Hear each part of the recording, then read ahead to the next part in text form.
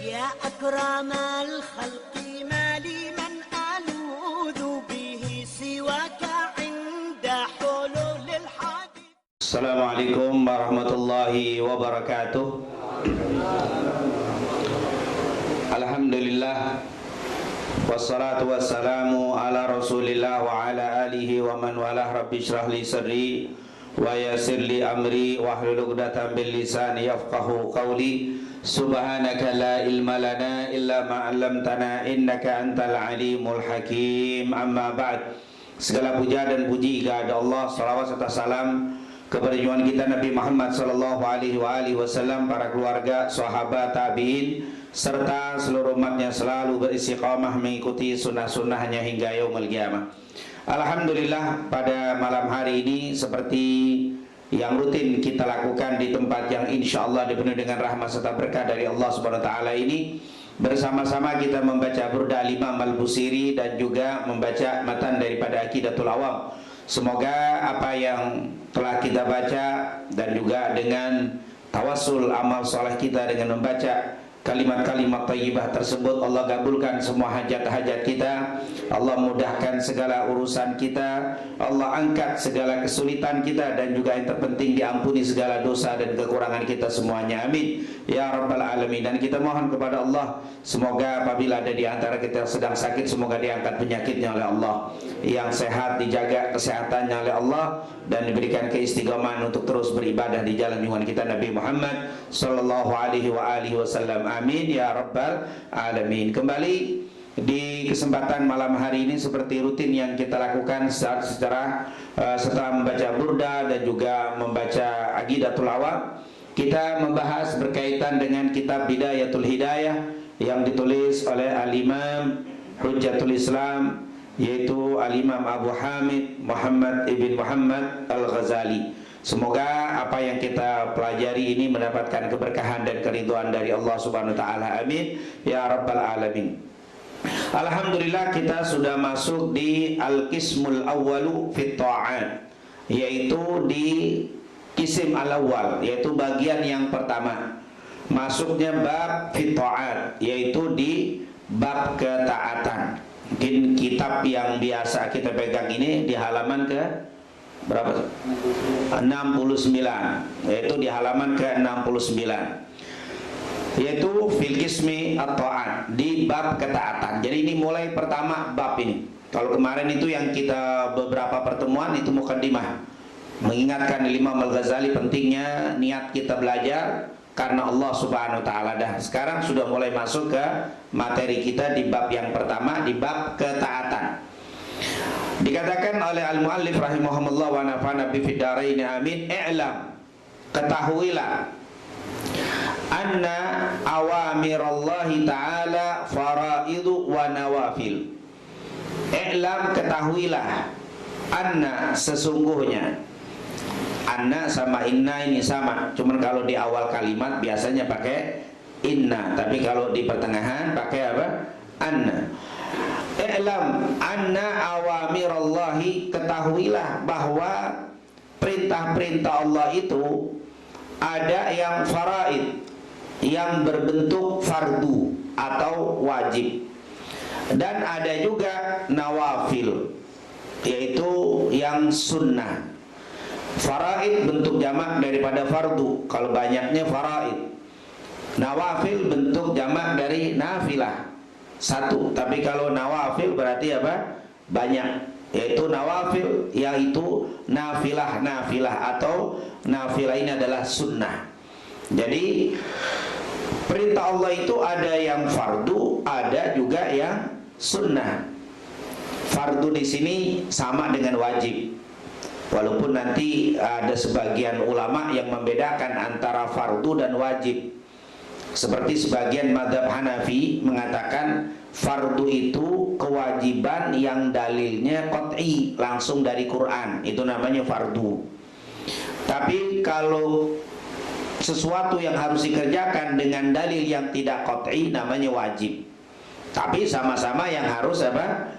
Dikerjakan. Jadi kalau dalilnya Quran langsung tekstual secara nas Quran, itu namanya qat'i, mutlak, itu namanya fardu. Tapi kalau ada perintah yang dari hadis atau yang penafsirannya harus dikerjakan, itu namanya apa? Wajib. Tapi sama-sama harus dikerjakan. Itu menurut sebagian mazhab Hanafi. Tapi menurut jumhur, begitu juga mazhab Imam Syafi'i, fardu dan wajib sama, yaitu sesuatu yang harus dikerjakan. Sering kita menghafal itu apa? Apabila dilakukan dapat pahala, bila ditinggal mendapatkan dosa. Itu namanya fardu atau wajib. Nawafil dan juga yang sunnah. Nah, nanti juga dalam mazhab Hanafi beda antara sunnah dan mustahab. Nah, mustahab itu yang dianjurkan, sunnah yang dianjurkan juga. Tapi kalau pakai dalil yang jelas sunnah, tapi kalau masih pemahaman namanya mustahab. Tapi jumhur samalah sunnah dengan apa? Mustahab. Alhamdulillah, intinya semua perintah Allah kalau kita kumpulkan, kita ambil kesimpulannya, ada yang wajib, ada yang sunnah. Kemudian al-muallif mengatakan fal fardu, lalu beliau al-Imam Abu Hamid Muhammad bin Muhammad Al-Ghazali rahimahullah, dan semoga Allah selalu memuliakan beliau dan membawa kita menjadi pencinta beliau sehingga Allah muliakan kita semuanya, amin. Fal fardu, beliau memberikan definisi apa itu fardu. Fardu itu adalah ra'sul mal. Ra'su itu kepala, mal itu artinya harta. Mungkin kalau kita dagang namanya modal utama, itu ra'sul mal, modal. Jadi modal pokok disebut apa? Ra'sul mal. Ra'su itu artinya apa? Kepala. Al-mal harta. Jadi kalau kita mau dagang ada modal pokok, modal dasar. Itu disebut apa? Ra'sul mal. Wabihi, dengan ra'sul mal, dengan modal utama ini, tahsulun najat, akan mendapatkan apa? Kesuksesan, mendapatkan keselamatan. Najah ini keselamatan. Itu adalah fardu. Jadi fardu itu modal pokok. Jadi kalau kita mau dagang nggak ada ra'sul mal, nggak jadi. Ra'sul mal harus apa? Harus ada. Begitulah di dalam agama. Kalau kita mau mendapatkan kemuliaan dalam agama Islam tapi nggak melaksanakan ibadah fardu, sama seperti mau dagang nggak ada modalnya, susah. Maka kalau kita mau dagang harus ada modal. Maka kalau kita mau dapat kemuliaan menjalankan syariat Islam harus memperhatikan ibadah yang fardu, yang wajib. Sementara an-nafil atau nafilah, ibadah yang sunnah, apa itu? Huwa ribh. Kalau ibarat perdagangan, dia itu laba. Ar-ribhu itu adalah laba, keuntungan. Apalagi istilahnya? Laba, keuntungan, itu profitnya, kelebihan itu harta apa? Untungnya nih, labanya. Wabihi, dan dengan ibadah sunnah ini al-fawzu bid darajat, mendapatkan kesuksesan dengan apa? Derajat yang tinggi. Itu al-Imam Al-Ghazali mengibaratkan dagang. Jadi kalau dagang ada modal utama, ada keuntungan.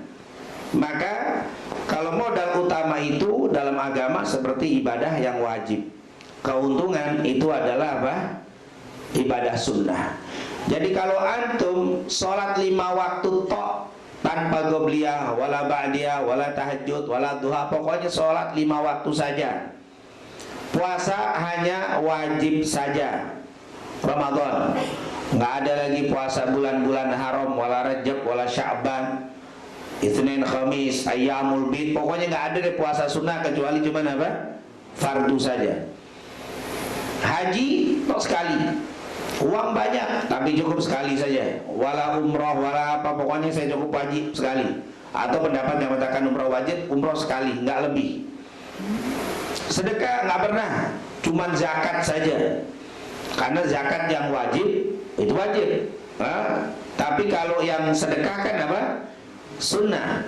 Jadi dia hanya mengambil ibadah wajibnya saja, najah. Selamat kita. Selamat udah, masuk surga udah. Nggak mungkin masuk neraka. Najah. Kenapa? Rasul mal sudah kita pegang. Pokoknya sudah kita pegang.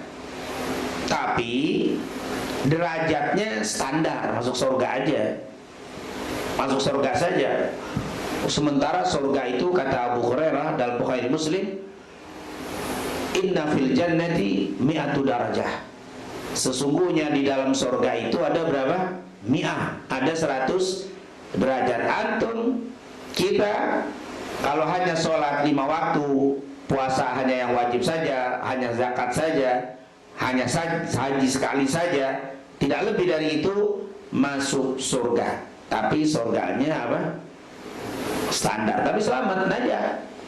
Tahsulun aja, kita bisa mendapatkan apa? Keselamatan, sudah selamat, nggak masuk neraka, aman. Tapi kita derajatnya kurang tinggi kalau sekedar masuk saja. Maka di sini ada perlu apa? An-nafl, yaitu ibadah-ibadah sunnah. Kenapa? Ribah, dia akan dapat keberuntungan tuh. Dengan apa? Al-fauz bidarajat, dia akan dapat keberuntungan dengan memperoleh derajat yang tinggi. Jadi kalau kita sholat qobliyah, ba'diyah, malam sholat tahajud, sholat witir, terus sholat apa? Duha, wah itu naik derajat itu. Bukan cuma sekedar selamat, tapi dia akan naik derajat di dalam surganya Allah Subhanahu wa taala. Ibarat dagang, itu orang bukan cuma modalnya balik, tapi apa? Ada untung-untung laba-laba yang banyak. Itu ibarat dagang. Kenapa Imam Ghazali mengibaratkan dagang? Karena zaman dulu banyak pedagang, nggak ada pegawai negeri zaman dulu. Kebanyakan apa? Pedagang. Kalau nggak pedagang, petani. Itu kebanyakan. Dan memang keberkahan ada di tijarah. Pedagang itu membawa keberkahan asal syaratnya benar. Dagangnya tidak apa? Berbohong, berdagang itu jujur, tidak menyembunyikan cacat dan seterusnya. Nah, ini tentunya merupakan pembuka pintu rizki. Semoga Allah Subhanahu wa taala selalu memberikan kepada kita rizki yang halal dan thayyibah. Amin ya rabbal alamin. Nah, sampai sini kita jelas makna dari karena kita menginginkan di majelis kita ini kitab apa Bidayatul Hidayah ini betul-betul dikuasai huruf per huruf, kalimat per kalimat. Sehingga kita kalau kita menguasai, selain untuk bisa kita amalkan untuk pribadi, juga untuk bisa kita sampaikan kepada orang. Jadi kita baca kitab betul-betul menguasai. Oleh karena itu kita tulis dengan huruf yang besar-besar dan kalimat-kalimatnya pun gamblang insya Allah. Kemudian setelah itu al-muallif setelah menjelaskan definisi fardu, rasul mal, kemudian an-naflu yaitu apa? Ribah yaitu sebuah laba, keberuntungan yaitu sunnah. Kemudian beliau menuliskan hadis Rasul sallallahu alaihi wasallam dengan mengatakan qala Rasulullah sallallahu alaihi wasallam qala Allah azza wa jalla. Rasulullah sallallahu alaihi wasallam bersabda, Allah berfirman. Nah, ini tentunya sebuah hadis yang sedikit unik. Biasanya qala Rasulullah isinya langsung disebut. Tapi di sini qala Rasulullah qala Allah. Rasulullah bersabda, Allah berfirman. Nah, kalau kita mendengar sebuah hadis dengan sanad seperti ini namanya hadis qudsi. Namanya hadis qudsi. Kalau ada an Abi Hurairah radhiyallahu anhu qala qala Rasulullah sallallahu alaihi wasallam, tulisan isinya itu hadis biasa. Tapi kalau sudah dengar an Abi Hurairah radhiyallahu anhu qala Rasulullah qala Allah, nah, ini berarti menunjukkan apa? Hadis qudsi. Salah satu hadis qudsi paling mudah diketahui, kalimatnya nggak langsung Rasul bersabda, setelah Rasul ada Allah. Rasulullah bersabda, Allah berfirman. Nah, ini sudah. Nanti ada yang berbeda-beda. An Rasulillah sallallahu alaihi wasallam an rabbih atau fi marawa an rabbih, itu kalimat artinya sama. Ketika Rasulullah bersabda, Allah berfirman. Rasulullah bersabda dari riwayat Allah, Allah berfirman. Nah, itu sama semuanya, namanya apa? Itu namanya hadis qudsi. Mudahnya hadis qudsi itu dikatakan oleh para ulama, al haditsu al qudsi huwa ma rawahu nabi an rabbih azza wajal. Hadis qudsi itu adalah apa yang diriwayatkan oleh Nabi an rabbih, dari Allah, dari Tuhannya. Itu namanya hadis qudsi. Ini gampangnya, saya tidak jelaskan. Perbedaan diskusi dengan biasa, diskusi dengan Quran sangat panjang. Nanti masuknya ke dalam ilmu mustalah tadi. Al hadithul qudsi huwa ma rawahu Nabi sallallahu alaihi wasallam an rabbih. Hadis qudsi itu apa yang diriwayatkan dari Nabi Muhammad. Rasulullah Nabi Muhammad mendengar dari Allah. Wa yusamma aidan bil hadithi ar-rabbani wal hadithil ilahi. Hadis qudsi ini suka dipanggil atau suka disebut bil hadithir rabbani atau bil hadithil ilahi. Jadi kalau kita sebutkan rawan Nabi sallallahu bil hadithi rabbani, telah diriwayatkan atau telah meriwayatkan Nabi dari hadis ar-rabbani atau itu berarti maksudnya adalah hadis apa? Qudsi. Atau wal hadithil ilahi, itu namanya hadis qudsi, sebutan lain daripada hadis qudsi. Singkatnya, apa sih bedanya diskusi? Apa sih yang dimaksudkan diskusi? Ini yang paling gampang pembedaannya. Yang dikatakan fal Qur'anu, Quran itu kalamullah. Quran itu adalah firman-Nya Allah, lafdhan wa makna. Lafadznya dan maknanya itu punya Allah.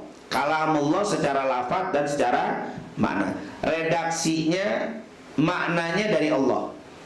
Alif lam mim dzalikal kitabu itu lafadznya, maknanya semua dari Allah. Nabi cuman baca doang. Itu namanya apa? Quran. Wal haditsun nabawiyyu, adapun hadis Nabi, kalamu nabiyina Muhammad sallallahu alaihi wasallam, yaitu ucapan perkataan Nabi Muhammad lafdhan, yaitu secara apa? Lafaz wa makna, yaitu dikatakan di situ hadis Nabi adalah ucapan Nabi secara lafadznya dan maknanya, itu hadis. Kalau Quran lafaz dan maknanya dari Allah, kalau hadis lafaz dan makna dari Nabi. Nah, wa amma al hadithul qudsi, adapun hadis qudsi, fahuwa makna min indillah, maknanya dari Allah, wa lafdhu min indir Rasul sallallahu alaihi wasallam.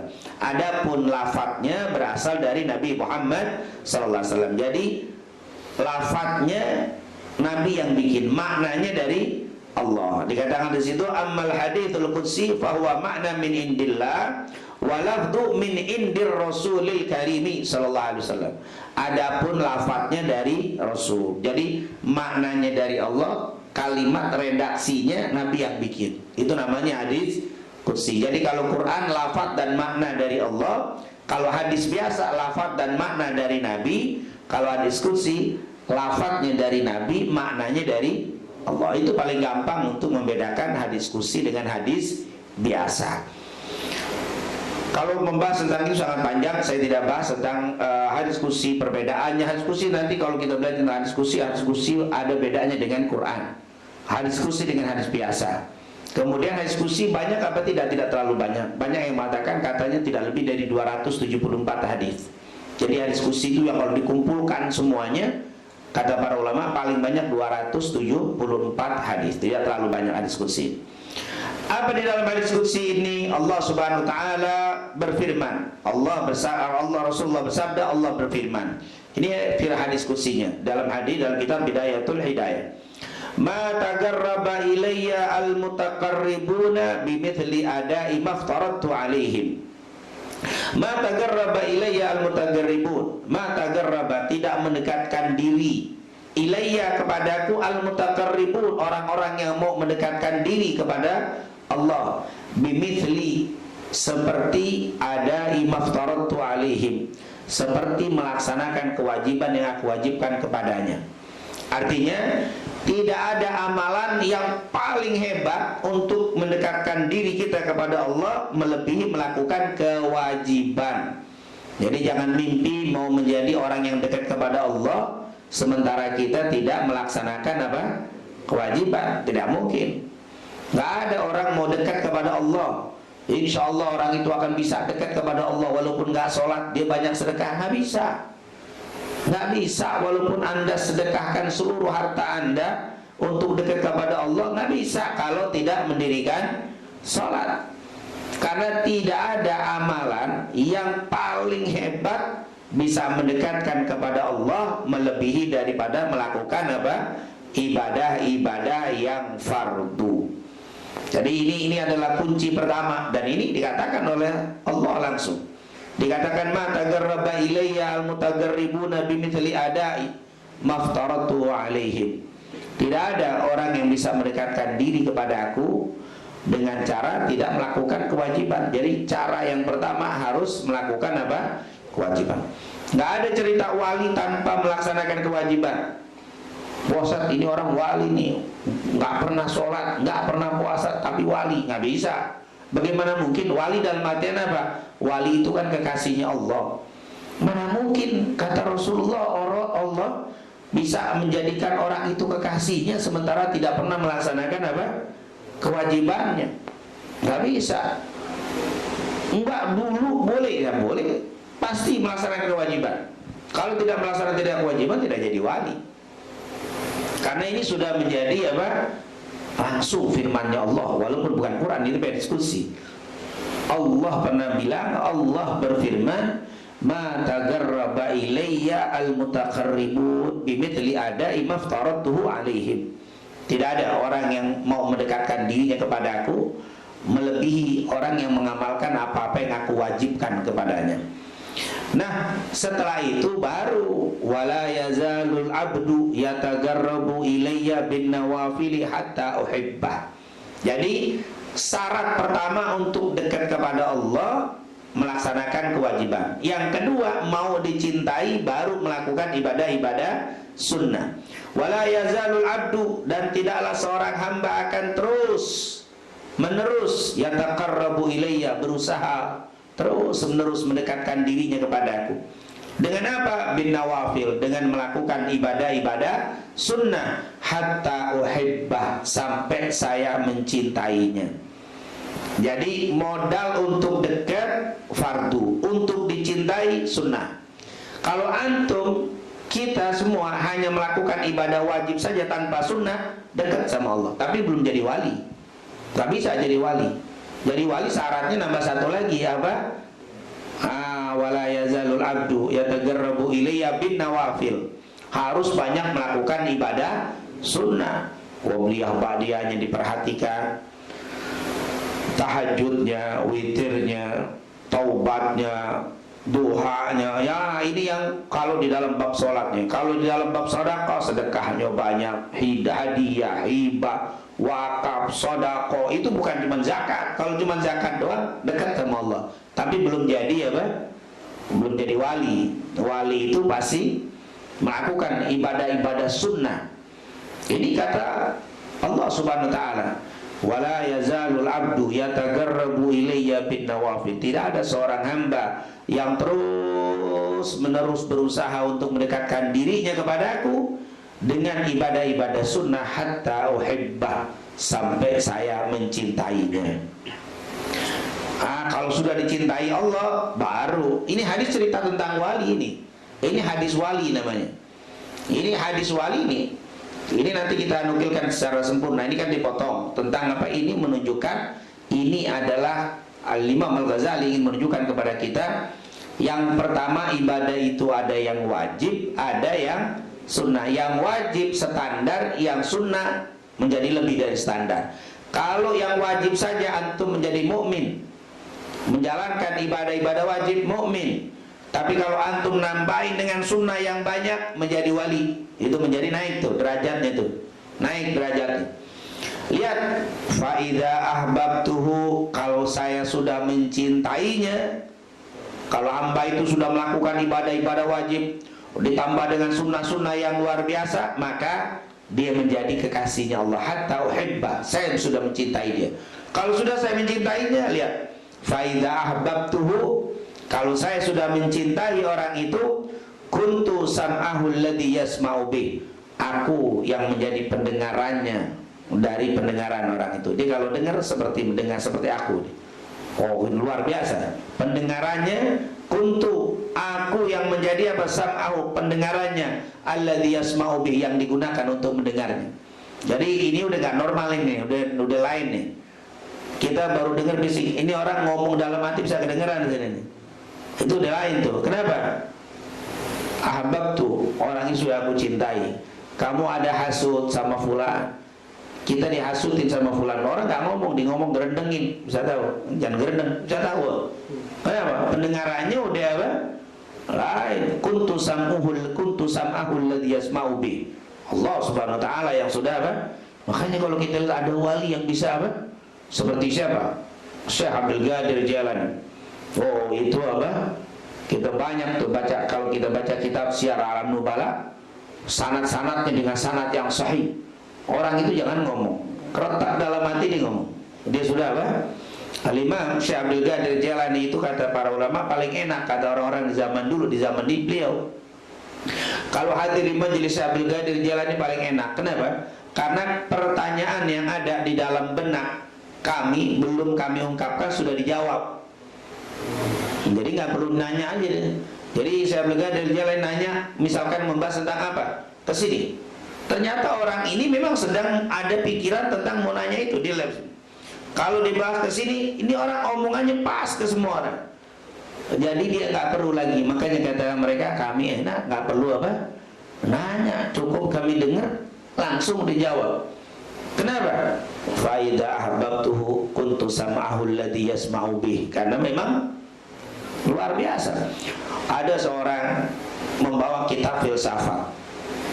Ini belum nyampe ke majelisnya, masih di rumahnya sana. Ketemu sama orang, ini kenapa baca kitab filsafat? Filsafat bagus apa enggak? Aduh, saya bingung nih mau baca kitab filsafat tapi kitab fikih ada 2 kitab. Yang saya ingin pelajari, saya pengen dua-duanya. Kata si fulan, ambil filsafat, yang satu jangan ambil fikih aja, yang paling bagus. Udah kita tanya sama Syekh Abdul Qadir Jailani aja dah, datang ke majelisnya. Datang ke majelisnya. Pas lagi datang, fikih, tinggalkan filsafat, nggak pakai nanya. Fikih, tinggalkan filsafat. Nah, jadi enak banget majelisnya, nggak pakai apa? Bertanya lagi. Ada orang jauh dari Syam, ini kan adanya di Basrah sana, daerah Kufah. Ini di Syam. Sedang katanya Syekh Abdul Qadir Jailani kasyaf. Dia bisa apa? Kasyaf, terbuka. Bisa ngelihat orang, bisa tahu. Ah, saya nggak percaya begini, nggak percaya. Saya pengen tes. Bener nggak dia? Ini dari Syam. Akhirnya berdua ini menuju. Yang satu yakin, yang satu nggak yakin. Nggak percaya sama Syekh Abdul Qadir Jailani tentang ilmu kasyaf, tentang bisa melihat itu.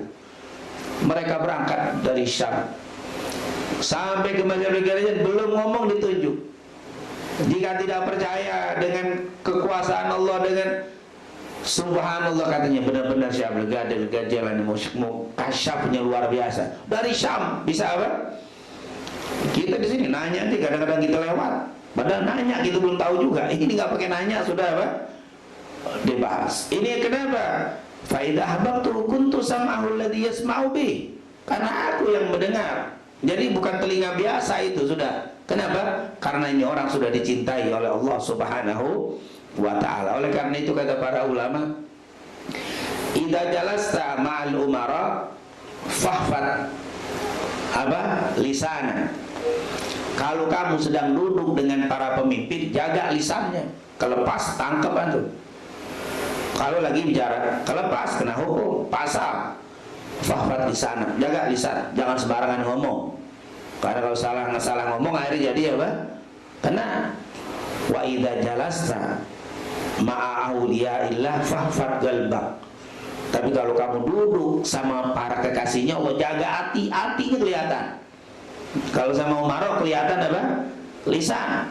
Kalau kamu duduk sama para umarok, sama pejabat, jaga lisanmu, jangan sampai terpleset. Karena itu akan jadi masalah. Tapi kalau anda duduk dengan para aulia Allah,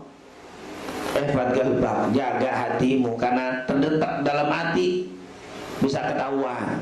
Kenapa?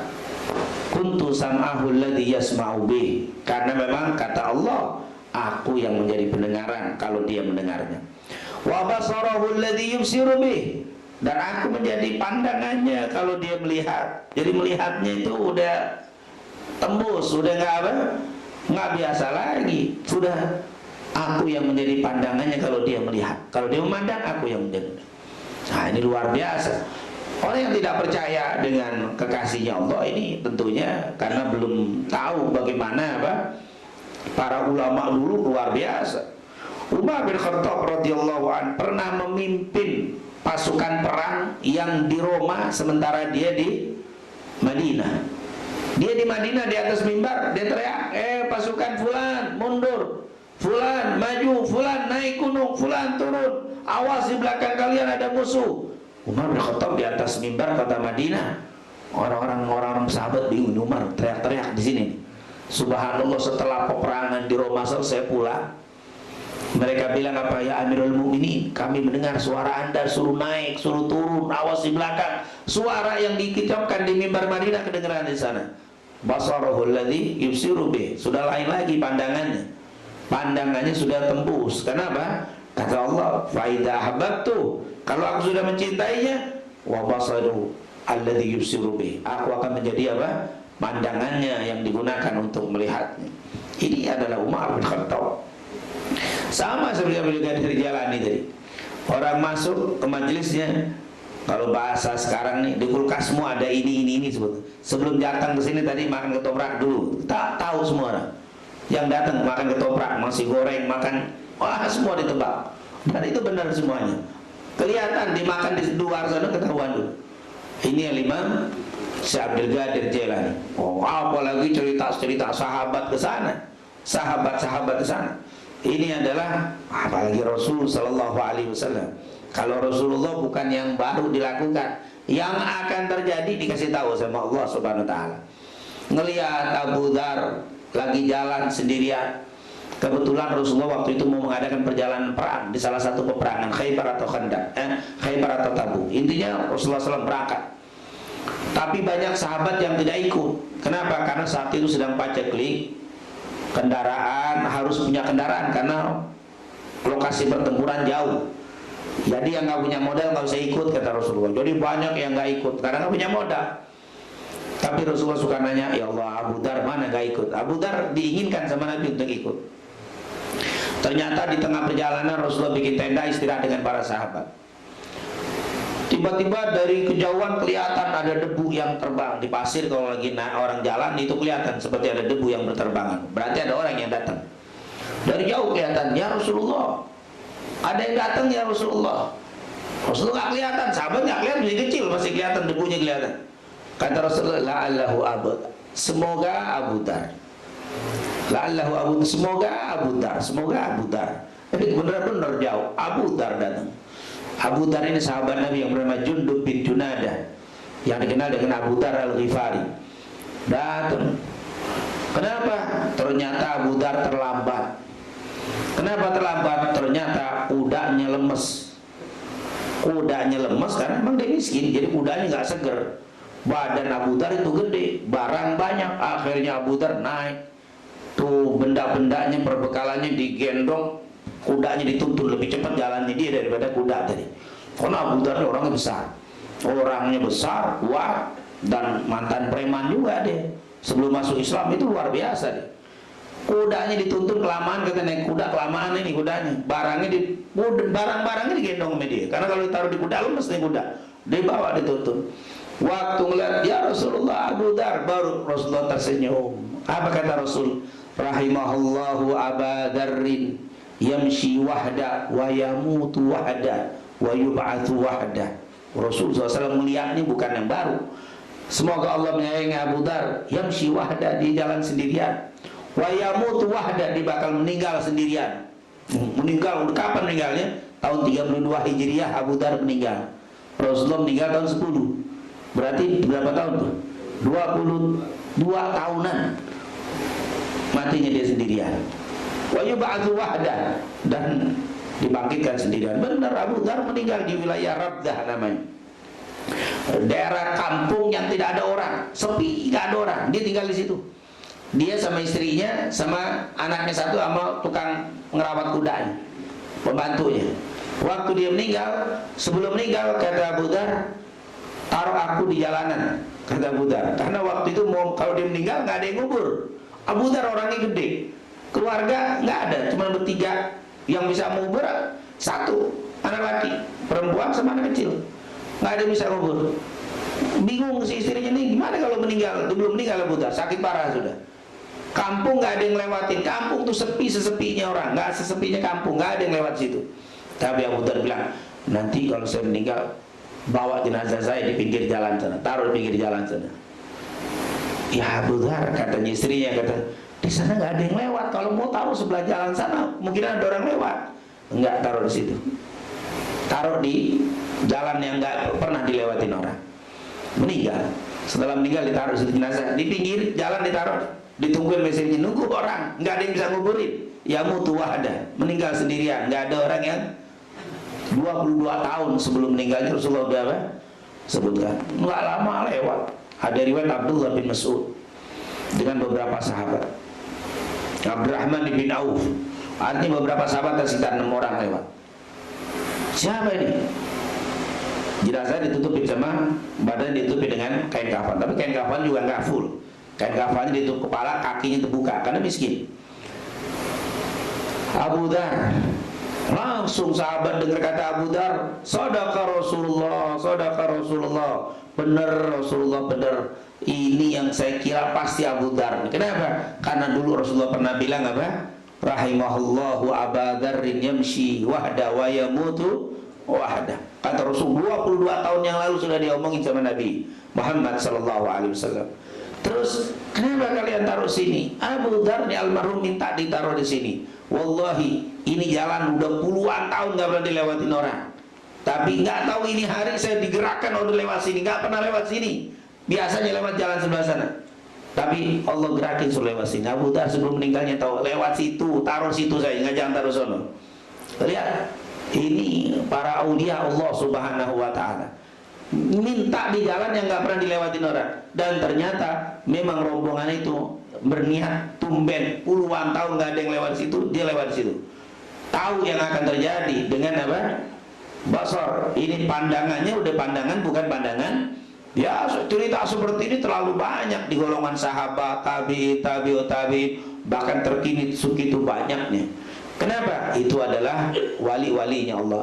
Dan itu nggak bakal terjadi tanpa melakukan ibadah fardu yang begitu luar biasa, tanpa melakukan ibadah-ibadah sunnah. Mereka luar biasa terhadap ibadah-ibadah sunnah, apalagi fardu. Kalau fardu sudah rasul al-mal, nggak usah dibahas itu apa. Nggak ada cerita orang jadi wali tanpa melakukan ibadah yang fardu. Sunnah diperbanyak. Jadi ini dia. Wa basarahu alladhi yubsiru bih wa lisanahu alladhi yantiqu bih. Dan kalau dia berbicara, lisannya adalah lisanku. Wah, ini ngomongnya omongan Allah. Maksudnya apa? Bicaranya nggak pernah bicara tentang bicara yang ngaco-ngaco. Bicaranya selalu bicaranya apa yang dikehendaki dan diridhoi oleh Allah. Bicaranya itu sesuai dengan ridhonya Allah.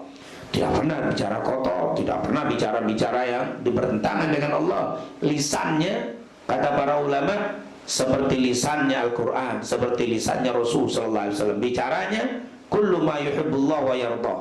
Semua ucapannya yang diridhoi dan disukai oleh Allah. Seperti yang dicontohkan Nabi Muhammad sallallahu alaihi wasallam, kana Nabi sallallahu alaihi wasallam la yaghuru wa la yafalu illa ma'rufa. Ini wali ma'ruf, omongannya selalu apa yang diridhoi dan dicintai oleh Allah dan Rasulnya. Wa yadahu alladhi yabtisu biha. Tangannya kalau mengepal itu adalah seperti tanganku.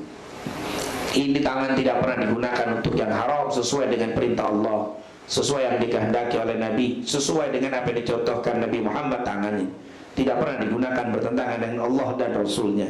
Wa rijlahu alladhi yamshi biha. Begitu juga kakinya tidak pernah dilangkahkan untuk hal-hal yang bertentangan dengan Allah dan Rasulnya, tapi selalu sesuai dengan apa yang dicontohkan oleh Nabi Muhammad SAW. Ucapannya, lisannya, tangannya sesuai dengan apa yang dikehendaki oleh Allah dan Rasulnya. Inilah para wali-walinya Allah Subhanahu wa ta'ala. Insya Allah Allah jadikan kita semua para aulianya. Amin ya Rabbal Alamin. Tapi ingat, tidak mungkin Anda jadi wali tanpa melaksanakan dua, ibadah wajib dan juga ibadah sunnah yang harus betul-betul. Wala yazalu al-abdu yatagarrabu ilayya bin nawafil hatta uhibba.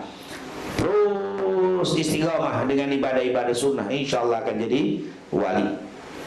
Tentunya wali sini tidak mesti punya karomah ya, tidak mesti punya karomah. Kita khawatir kalau antum nggak kuat punya karomah jadi majdub lagi hari antum. Mau jadi wali bawa dapat karomah tapi nggak kuat, akhirnya kurang lagi. Makanya udah ibadah saja tekunkan, jangan niatkan untuk jadi wali, insya Allah akan jadi wali sendiri nanti. Allah akan jadikan kita para kekasihnya Allah. Dan untuk jadi kekasihnya Allah tidak mesti dengan khariqul ada, dengan sesuatu yang unik-unik. Keistiqomahan antum itu sendiri adalah karomah. Istiqomah kita dalam mengikuti menjalankan ibadah sunnah itulah karomah. Al istiqomatu khairu min alfil karamah. Bukankah keistiqomahan itu lebih baik daripada 1000 keramat? Daripada keramat tapi antum nggak punya istiqomah. Keistiqomahan itu adalah karomah yang lebih dari karomah biasa. Nah, hadis ini riwayat Imam Bukhari. Ini hadis yang dinukil tadi tidak disebutkan dalam kitab Bidayah, tapi kita nukilkan an Abi Hurairah. Hadis yang tadi itu hadis riwayat Abu Hurairah. Qala Rasulullah innallaha ta'ala qala. Ini kan Allah berfirman, Rasulullah bersabda, Allah berfirman, man 'adali waliyan, siapa yang memusuhi kekasihku faqad adzantuhu bil harb, maka dia telah mengibarkan bendera untuk berperang denganku. Itu walinya. Siapa itu walinya Allah? Maka disebutin tadi, dikatakan apa? Tidak ada orang yang mendekatkan dirinya kepadaku melebihi daripada dia melakukan ibadah-ibadah yang aku fardukan kepadanya. Dan tidak ada seorang hamba yang selalu terus berusaha untuk mendekatkan dirinya kepadaku dengan melakukan ibadah-ibadah sunnah sampai aku mencintainya. Apabila aku sudah mencintainya, aku yang menjadi pendengarannya, aku yang menjadi pandangannya, aku yang menjadi tangannya, dan seterusnya. Baru terakhirnya dikatakan wa in sa'alani la'utiyannahu. Orang tadi itu kalau dia minta pasti akan aku kabulkan. Walinya tadi, walinya Allah, wa in sa'alani, kalau dia minta kepada aku, para kekasihku tadi, la'u'tiyannah, pasti akan aku kabulkan. Wala in ista'adzani, kalau dia minta perlindungan, la'u'idhannah, pasti akan aku lindungi dia. Itu adalah para kekasihnya Allah Subhanahu wa ta'ala. Ini kalimat titik-titik ini sama, yaitu kalimat yang ini. Ini adalah kalimatnya. Jadi diterusin yang ini apa tengahannya. Jadi ini adalah, jadi hadis ini cerita tentang wali. Seakan-akan Imam Al-Ghazali, kalau anda mau jadi wali artinya kekasihnya Allah, jangan lupa dua. Yang pertama Rasul Mal, apa itu? Yang wajib. Yang kedua balu ar-ribah, yaitu an-nawafil, ibadah-ibadah sunnah, fardu dan sunnah. Itu adalah kunci mau menjadi walinya Allah. Dan diingatkan, siapa yang memusuhi kekasihnya Allah berarti dia mengibarkan bendera untuk berperang dengan Allah. Itu yang modelnya orang yang istiqomah fardunya, istiqomah sunnahnya disakiti, hati-hati. Berarti anda sudah siap mengibarkan bendera untuk berperang dengan Allah Subhanahu wa ta'ala. Dan kata para ulama, Allah tidak pernah menyatakan perang. Allah tidak pernah menyatakan perang kecuali pada dua saja. Yang pertama kepada orang yang memerangi kekasihnya.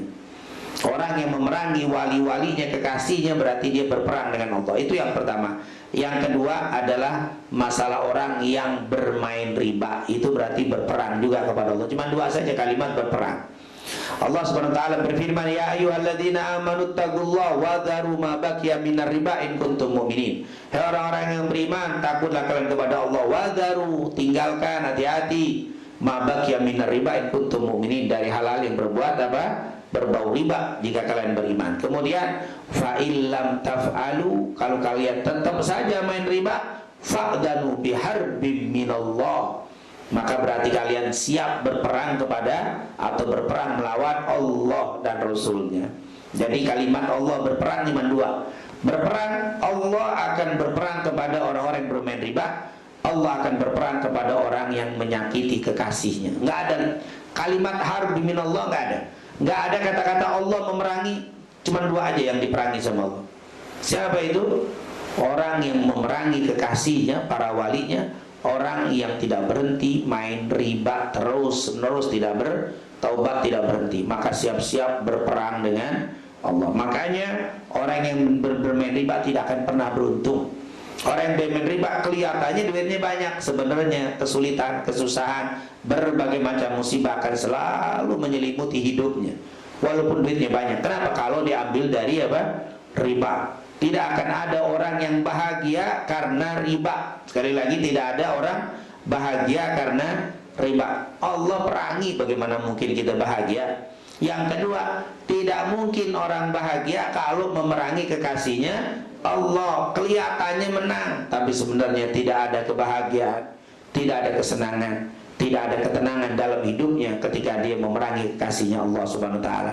Semoga Allah jauhkan kita dari orang-orang yang memusuhi para kekasihnya Allah. Semoga Allah jauhkan kita dari harta-harta riba, dan semoga Allah selalu berikan rizki yang halal dan thayyibah. Dan kita mohon kepada Allah, apabila ada rizki yang masuk ke dalam mulut kita, mulut keluarga kita, orang-orang yang kita cintai dari riba, semoga Allah maafkan, Allah halalkan, Allah bersihkan. Amin amin ya rabbal alamin. Mungkin itu yang bisa kita sampaikan pada kesempatan kali ini. Sekali lagi, semoga apa yang kita pelajari ini mendapatkan keberkahan dan keridhaan dari Allah Subhanahu wa taala.